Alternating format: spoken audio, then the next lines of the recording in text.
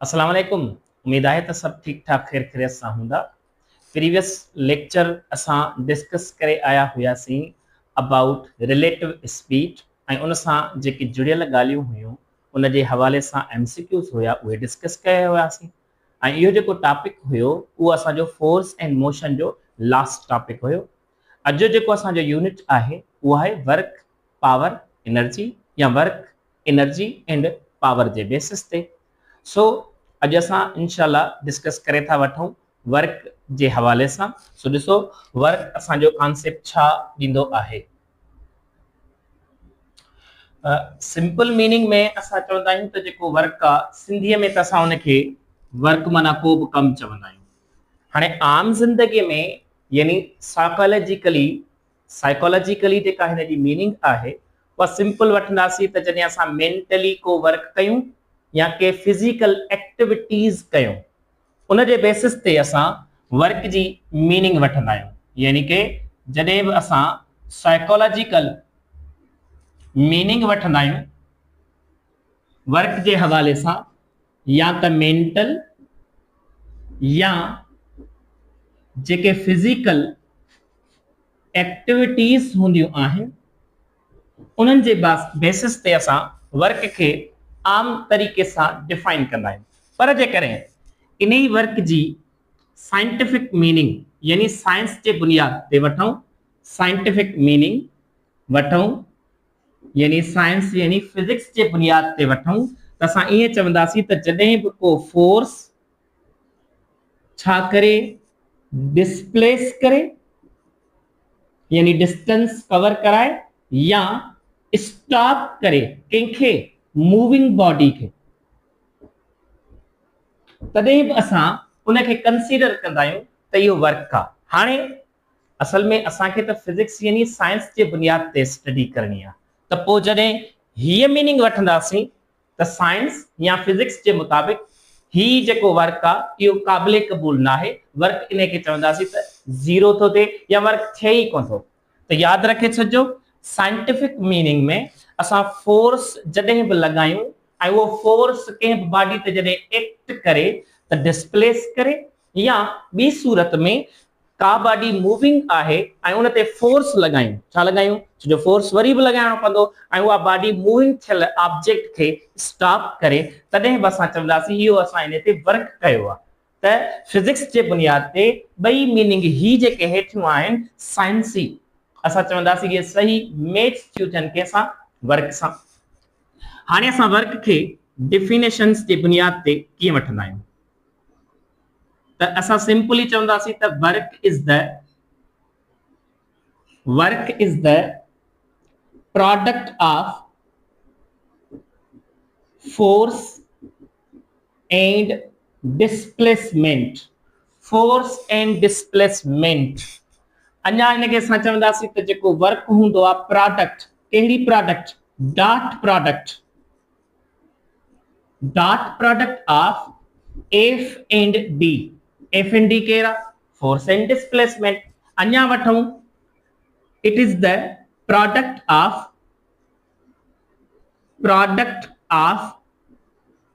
F and D उन खां अलावा and cosine angle between them माना फोर्स एंड डिस्प्लेस जे विच में एंगल कहिड़ी हुजे? कॉस थीटा वारी, कोसाइन वारी। ओके अञा असां इनखे वठंदा आहियूं it is the product of force along displacement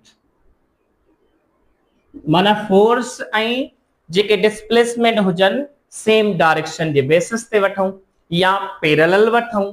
mostly इहा कंसीडर कंदा आहियूं त ही सभई डेफिनेशंस असां यानी फिजिक्स जे बुक्स जे बुनियाद ते डिफाइन कंदा आहियूं वर्क खे। त हाणे वर्क असां खोड़ सारा एग्जांपल वठी सघूं था त जेकॾहिं असां कंहिं कार खे धिको था ॾियूं इहो बि असांजो वर्क कंसीडर थींदो। जेकॾहिं कंहिं बि ऑब्जेक्ट खे हलंदड़ खे रोके बीठायूं इहो बि असांजो वर्क डन आहे। छो जो असां उनखे मूविंग थियल बॉडी खे स्टॉप करण था चाहियूं हलण नथा ॾियूं त इहो ऑपोजिट में असां छा था कयूं, वर्क डन था कयूं। इएं असांजे खोड़ सारा एग्जाम्पल थींदा वर्क डन जे बेसिस ते। हाणे इन वर्क जो असां हीअं फार्मूलो वठंदा आहियूं एफ डॉट डी, या इनखे असां हीअं लिखंदा आहियूं F D cos theta. Actually sine theta असां कॾहिं कोन वठंदा आहियूं, छो जो वर्क जी जेकी माना नेचर या कॉन्सेप्ट आहे फोर्स एंड डिस्प्लेसमेंट जॾहिं पाण में पैरेलली हूंदा, यानी फोर्स जो कंपोनेंट या डिस्प्लेसमेंट जो कंपोनेंट जॾहिं पैरेलल हूंदा त वर्क डन थींदो, अदरवाइज वर्क कोन थींदो आहे। 90 एंगल ते जेकॾहिं वठो मिसाल, जेकॾहिं ही हिकिड़ो ऑब्जेक्ट का बॉक्स आहे ऐं इन ते फोर्स लगी रहियो हुजे कंहिं एंगल में एफ, हाणे डिस्प्लेसमेंट वरी हेॾे थिए along the x axis horizontal, त पोइ ही हिन जो डिस्प्लेसमेंट थियो। हाणे फोर्स त एंगल में आहे, हाणे हिन फोर्स के असां कंपोनेंट में टोड़ियूं त पोइ हिकिड़ो कंपोनेंट फोर्स जो डिस्प्लेसमेंट सां एफ cos थीटा थींदो ऐं ॿियो कंपोनेंट यानी एफ sin थीटा थींदो। हाणे ॿुधायो त वर्क कहिड़ो कंपोनेंट फोर्स जो कराईंदो हूंदो, डिस्प्लेसमेंट जे जेको पैरेलल हूंदो उहो ई वर्क कराईंदो हूंदो। इन जे करे असां साइन थीटा वारो कंपोनेंट यूज न कंदा आहियूं वर्क जे बेसिस ते। पोइ चाहे असांजो कंपोनेंट फोर्स वारो हुजे एफ cos थीटा, या चाहे डिस्प्लेसमेंट वारो हुजे यानी डी cos थीटा, ईअं असां वठंदासीं। त इहो हिकिड़ो कॉन्सेप्ट अथव यानी कि एफ डी cos थीटा जे बेसिस ते। हाणे अॻियां असां वर्क पॉजिटिव छा हूंदो आहे, वर्क नेगेटिव छा हूंदो आहे, इन बेसिस ते ऐं वर्क ज़ीरो छा हूंदो आहे इहो असां वठी था वठूं। वर्क ज़ीरो छा हूंदो आहे, ठीकु आहे। सो हाणे ॾिसो ही नोट करे वठो त असां अॻियां हाणे मीनिंग में वठूं था त वर्क पॉजिटिव छा हूंदो आहे, वर्क नेगेटिव छा हूंदो आहे, ऐं वर्क ज़ीरो कीअं असांजो कंसीडर थींदो आहे। त हाणे इहा पॉइंट अथव, ॾिसो नोट करे वठिजो। वर्क जे हवाले सां असां वठंदासीं त वर्क असांजो पॉजिटिव कीअं थींदो आहे, वर्क पॉजिटिव, ठीकु आहे। जॾहिं बि वर्क पॉजिटिव कंसीडर कयूं, हाणे असांखे ख़बर आहे त वर्क जे कंहिंजे विच जे बेसिस ते या कंहिंजे हूंदो आहे फोर्स एंड डिस्प्लेसमेंट ऐं कोसाइन या cos थीटा एंगल हूंदी आहे। हाणे हिते पॉइंट्स इहा हुआ, थोरो नोट कजो। जॾहिं बि असांजी एक्यूट ठीकु आहे, एक्यूट एंगल हुजे माना 0 डिग्री लिखूं, लेस देन और इक्वल थीटा लिखंदा आहियूं ऐं उन खां पोइ लेस देन 90 लिखंदा आहियूं, हीअं लिखंदा आहियूं। त नोट करे छॾिजो 0 इज लेस देन और इक्वल टू थीटा और लेस देन 90 जो मतलब आहे या त थीटा एग्जैक्टली बराबर हुजे 0 डिग्री जे, या थीटा जेका हुआ ग्रेटर हुजे 0 डिग्री जे, या थीटा इज लेस देन कंहिंजो हुजे 90 जे। इहो सेंस आहे। हाणे इन बेसिस ते जॾहिं बि इहे एंगल जो कॉन्सेप्ट ईंदो त वर्क खे छा कंसीडर कंदा आहियूं, पॉजिटिव।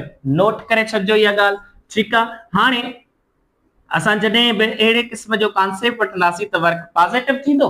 हाणे इन में नोट करे छॾिजो त जेका असांजी जेकॾहिं पुछियो वञे ईअं तॾहिं वर्क पॉजिटिव में जॾहिं एंगल एक्यूट हुजे त छा काइनेटिक एनर्जी जो वैल्यू छा थींदो, या वेलोसिटी या स्पीड जो वैल्यू छा थींदो, त काइनेटिक एनर्जी जो वैल्यू इंक्रीज थींदो। नोट करे छॾिजो जॾहिं बि असां वर्क पॉजिटिव एक्यूट एंगल जे बेसिस ते वठंदासीं काइनेटिक एनर्जी जो वैल्यू छा थींदो आहे, इंक्रीज थींदो आहे। या त वेलोसिटी जेकॾहिं वठो या स्पीड वठो, इन जो बि वैल्यू छा थींदो, इंक्रीज थींदो। इहा पॉइंट नोट करे छॾिजो त इहो असां कॉन्सेप्ट वठंदा आहियूं यानी कि वर्क पॉजिटिव जे बेसिस ते। हाणे असां वर्क खे नेगेटिव कंसीडर कयूं त कीअं थींदो। हाणे पॉइंट इहा त वर्क जेको नेगेटिव हूंदो आहे उन जे लाइ थीटा इक्वल टू 180 या थीटा ग्रेटर देन 90 हुजे, ईअं वठंदासीं सिंपली। त हाणे असां ये चई सघूं था त थीटा लेस देन 180 हुजे, यस चई सघो था, व्हाई नॉट। हाणे इन बेसिस ते असां वर्क जेको नेगेटिव था वठूं, वर्क नेगेटिव यानी जॾहिं बि असां ये खणी चऊं त वर्क जे फार्मूले में एफ डी cos थीटा हूंदो, यानी एफ एंड डी यानी फोर्स एंड डिस्प्लेसमेंट पाण में ऑपोजिट हुजन, एंटी पैरेलल हुजन, तॾहिं असांजो जेको वर्क थींदो वो एज अ नेगेटिव कंसीडर थींदो। अञा जेकॾहिं असां एग्जांपल वठूं को हिन जे बेसिस ते त वर्क डन बाय फ्रिक्शनल या by frictional force with respect, या पॉइंट नोट कजो, विथ रेस्पेक्ट एक्सटर्नल फोर्स। हाणे तव्हांजो एक्सटर्नल फोर्स कहिड़े बेसिस ते आहे उनखे कंपेयर करे तव्हां वर्क डन जेको फ्रिक्शनल फोर्स वठंदो उहो असांजो नेगेटिव थींदो। मिसाल जेकॾहिं तव्हां राइट साइड वञी रहिया हो त फ्रिक्शन ऑपोजिट में लॻंदो, इहो थियो एक्सटर्नल फोर्स ऐं ही तव्हांजो फ्रिक्शन जो फोर्स ऑपोजिट थी वियो। ऐं जेकॾहिं तव्हां लेफ्ट साइड वञी रहिया हुजो त पोइ मोशन जो डायरेक्शन तव्हांजो हेॾे आहे, यानी एक्सटर्नल फोर्स हेॾे आहे त फ्रिक्शन जो फोर्स हेॾे थींदो। इन बेसिस ते असां ही कॉन्सेप्ट वठंदा आहियूं त इहो असांजो work as a negative consider थींदो आहे। अच्छा, हाणे हेॾे ध्यानु कजो त वर्क जेको आहे उहो असांजो ज़ीरो कीअं कंसीडर थींदो या कॾहिं थींदो, त इन में असां चवंदासीं जेका थीटा हुजे उहा एक्ज़ैक्टली 90 डिग्री हुजे, जंहिंखे असां चवंदा आहियूं त परपेंडिकुलर हुजे, या इनके असां ॿियो टर्म यूज कंदा आहियूं ऑर्थोगोनल हुजन पाण में फोर्स एंड डिस्प्लेसमेंट, या राइट एंगल ते हुजन, या जेके इन्हनि जा कंपोनेंट्स हुजन या पाण हुजन त रेक्टेंगुलर हुजन। इहे टर्म्स असां यूज करे असां 90 वठंदासीं। असां सभिनी खे ख़बर हुजण घुर्जे त cos थीटा वा त cos 90 जो वैल्यू 0 हूंदो आहे, ठीक आहे। जेकॾहिं cos 90 जो वैल्यू 0 आहे त फोर्स ऐं डिस्प्लेसमेंट जे वैल्यू सां केतिरो बि फोर्स ऐं डिस्प्लेसमेंट जो वैल्यू हुजे त cos 90 जो वैल्यू 0 पुट कंदासीं त असांखे ख़बर आहे त जेको वैल्यू अची वेंदो उहो छा अची वेंदो, 0। इहो कॉन्सेप्ट आहे असांजो वर्क डन जे बेसिस ते त 0 कॾहिं मेक। अच्छा, हिते हिकिड़ी ॿी पॉइंट, जेकॾहिं असां पॉजिटिव चऊं था त हिते वर्क डन सफ़ा मैक्सिमम खपे, मैक्सिमम वर्क डन।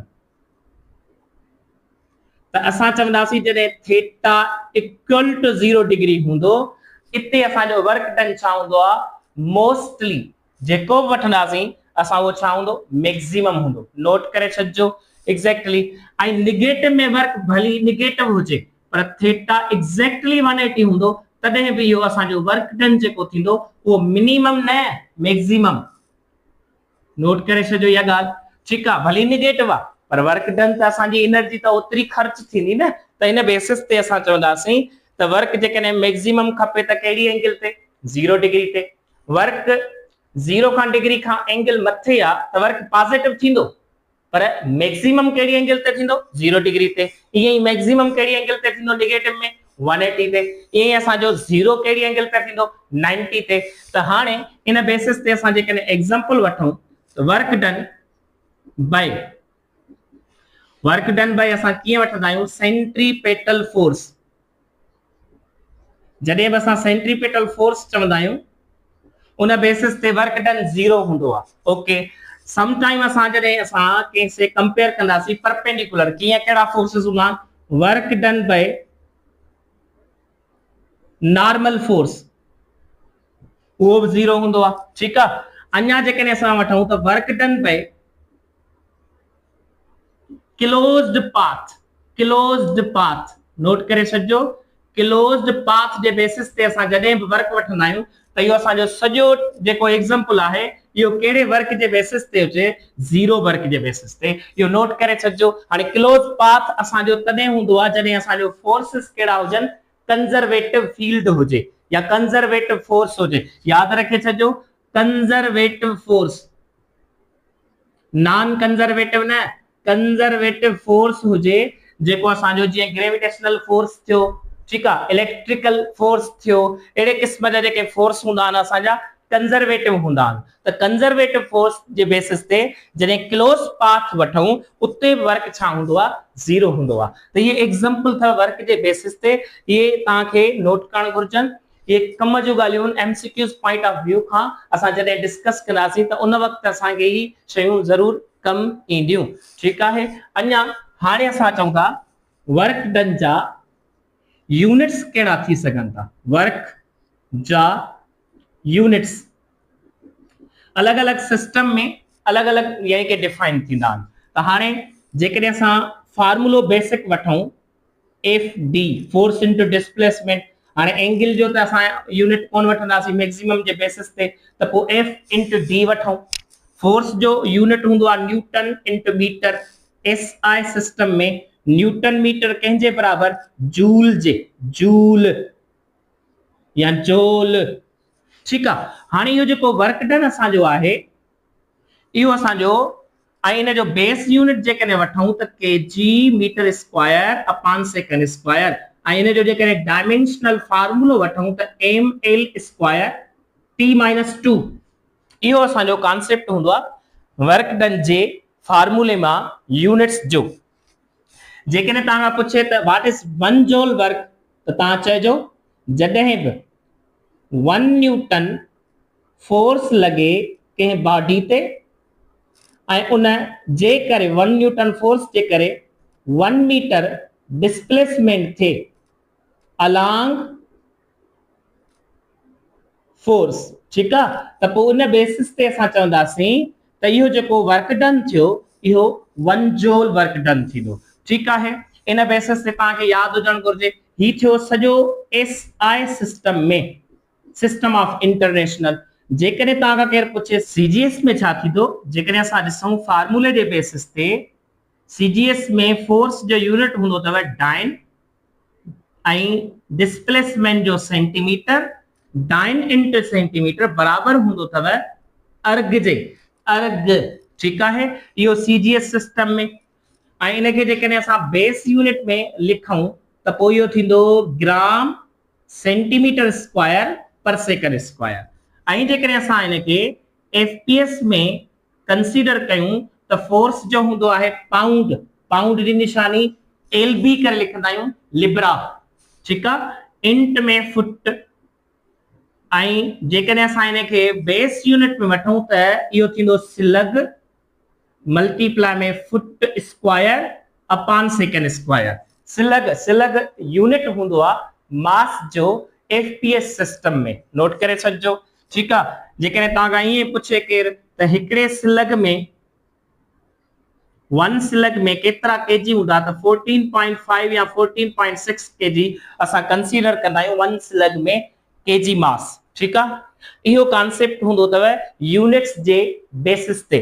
त ही ॻाल्हियूं आहिनि। हाणे असां अॻियां वर्क डन जे हवाले सां मुख़्तलिफ़ केसिस पढ़ंदासीं। जीअं work done by constant force, ही असां work done by constant force वठंदा आहियूं। ही जेके फार्मूला आहिनि या ही जेको एफ डी कॉस थीटा वारो फार्मूलो आहे, ही असां यानी कि कंहिंजे बेसिस ते वठंदा आहियूं, फोर्स छा हुजे, कांस्टेंट।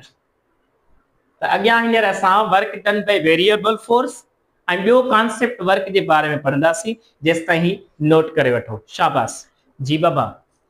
सवेरा असां डिस्कस करे आयासीं त वर्क पॉजिटिव, नेगेटिव ऐं ज़ीरो कीअं हूंदो आहे। उन में असां पॉजिटिव में हिकिड़ी ॻाल्हि कई असीं त काइनेटिक एनर्जी इंक्रीज थींदी आहे ऐं वेलोसिटी छा थींदी आहे, डिक्रीज।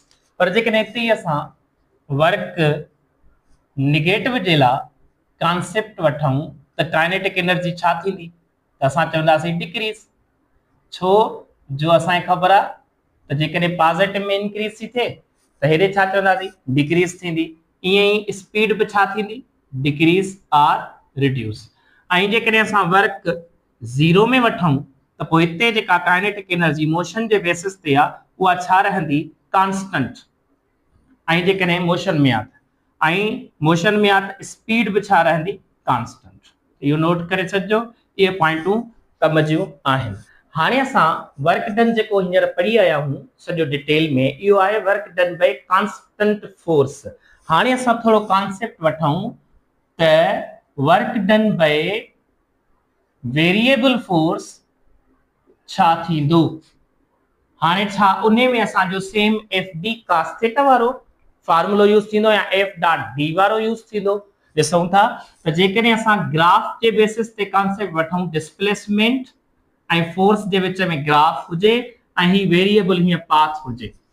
हाणे इन में तव्हां नोट कयो हूंदो त ही जेको असांजो ग्राफ जो एरिया वा हिन खे असां इक्वली पार्ट्स में विराईंदासीं। ठीक है, नोट करे छॾिजो त ही जेकॾहिं इक्वली पार्ट्स में विराइजे थो त इन बेसिस ते असां कॉन्सेप्ट वठंदासीं त ही हिते फोर्स ऐं डिस्प्लेसमेंट जो वैल्यू किथे घटि आहे किथे वधीक वा, माना फोर्स सां जेकॾहिं कंपेयर कयूं ऐं डिस्प्लेसमेंट सां त पोइ इहो जेको फोर्स वेरिएबल आहे माना डिस्प्लेसमेंट बि वेरी थींदो त पोइ असांजी कैलकुलेशन थोड़ी डिफिकल्ट थींदी, माना एफ डी cos थीटा खे कैलकुलेट करण में ॾाढो टाइम लॻी वेंदो। त पोइ इन जे लाइ असां इंटीग्रेशन जे बेसिस ते वठंदा आहियूं जेको असांजे हींअर हेठियनि क्लासेस में ना यूनिवर्सिटी लेवल ते असां पढ़ंदा आहियूं। ठीक आहे, सपोज x1 x2 ये लिमिट होंदी आहे f इंटू d असांजो इंटीग्रेशन जो कॉन्सेप्ट होंदो आहे। हाणे इन खे असां ईअं वठंदासीं त ही जेको ग्राफ आहे फोर्स ऐं डिस्प्लेसमेंट जे विच में ही ग्राफ में एरिया ईंदी, छा ईंदी एरिया। त पोइ इहा जेकी एरिया टोटल आहे इन एरिया में त हिन ग्राफ में जेको असां इक्वली डिस्ट्रीब्यूट कयो आहे न लाइंस जे बेसिस ते त इहो डिस्प्लेसमेंट बि इक्वली विरहाइजी वेंदो, फोर्स बि उते ॼण कांस्टेंट लॻंदो, हालांकि कांस्टेंट कोन्हे को।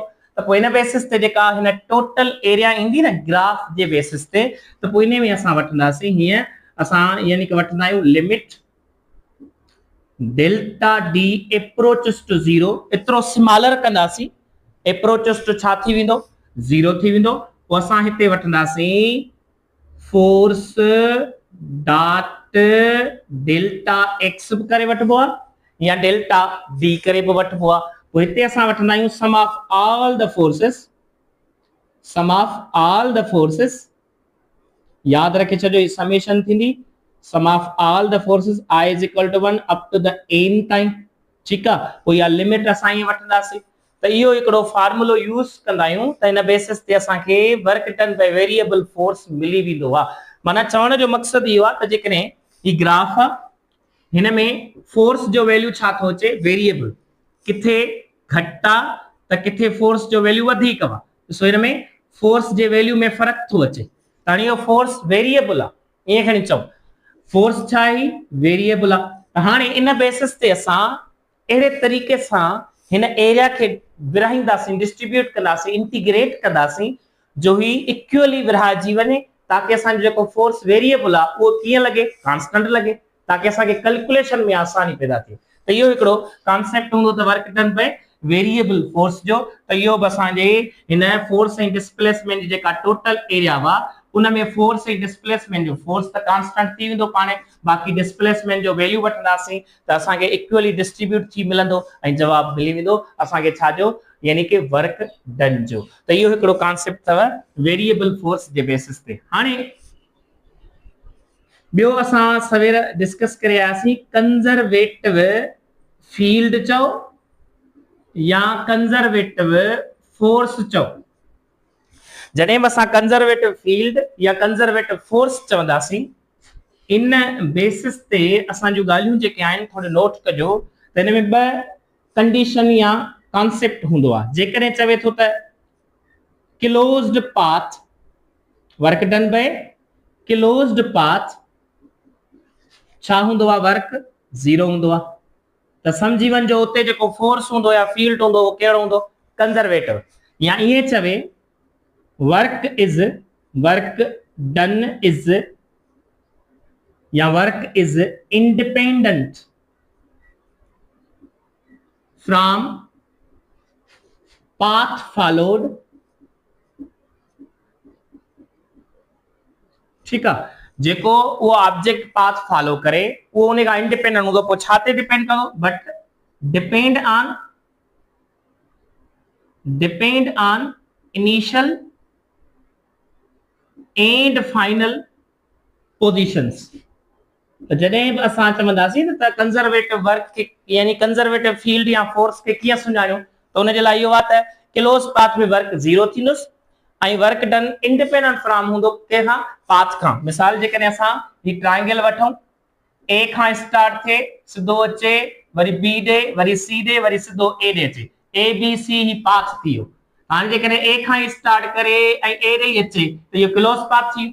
इहो जेकॾहिं क्लोज पाथ आहे त हिते वर्क डन छा थींदो 0 थींदो माना इहो इंडिपेंडेंट हूंदो आहे छा खां पाथ खां।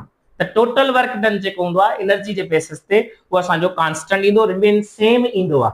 त इहो बि हिकिड़ो कॉन्सेप्ट अथव। ऐं जेकॾहिं तव्हां अगरि पुछे त what are the examples of conservative forces या फील्ड त पुछंदासीं ग्रेविटेशनल फोर्स,